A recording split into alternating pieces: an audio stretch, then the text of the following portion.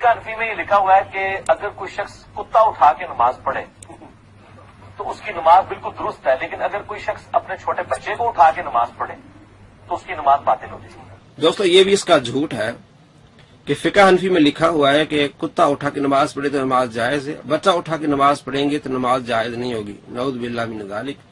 फुक़ाहा मुहद्दिसीन अहादीस को सामने रख के उससे मसाइल अखज़ करते हैं।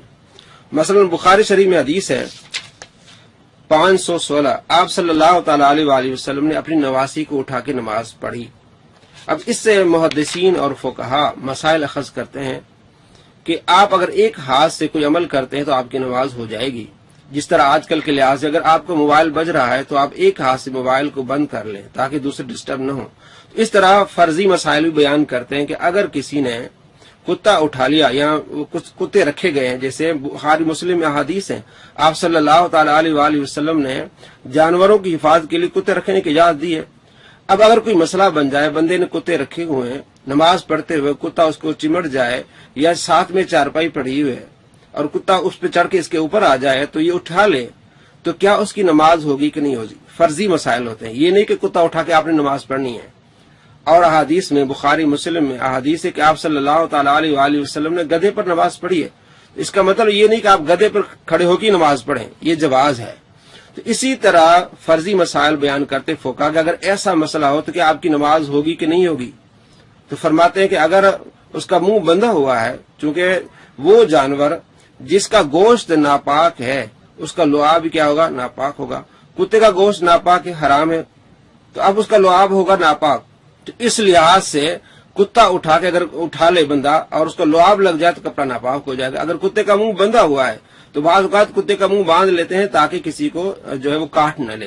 तो उस वजह से कहते हैं कि अगर ऐसा मसला हो तो नमाज हो जाएगी। ये फर्जी मसाइल बयान करते हैं कि अगर ऐसा हो जाए तो नमाज हो जाएगी। और आगे लिखते हैं कि आप सल्लल्लाहु तआला अलैहि वसल्लम ने अपनी नवासी को उठाया, आप सल्लल्लाहु तआला अलैहि वसल्लम ने करके दिखाया जायज है। इसने कहा कि फिक़्ह हनफी में लिखा हुआ है कि बच्चा उठा के नमाज पढ़ना नाजायज है। नऊज़ बिल्लाह मिन ज़ालिक। देखिए नेमतुल बारी जिल्द नंबर 2 सफ़ा नंबर है 342, अल्लामा कासानी के हवाले से लिखा है। बदाए सना जिल्द नंबर 2 सफ़ा नंबर 146, दारुल कुतुब अल इल्मिया बेरूत से किताब छपी है 1418 में।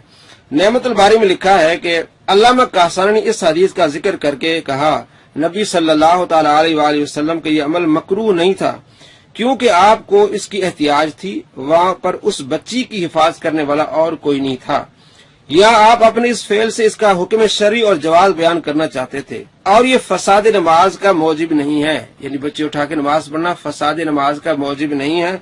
इस तरह हमारे जमाने में भी हम में से किसी के लिए अमल मकरूह नहीं है, मकरूह नहीं है, नमाज हो जाएगी।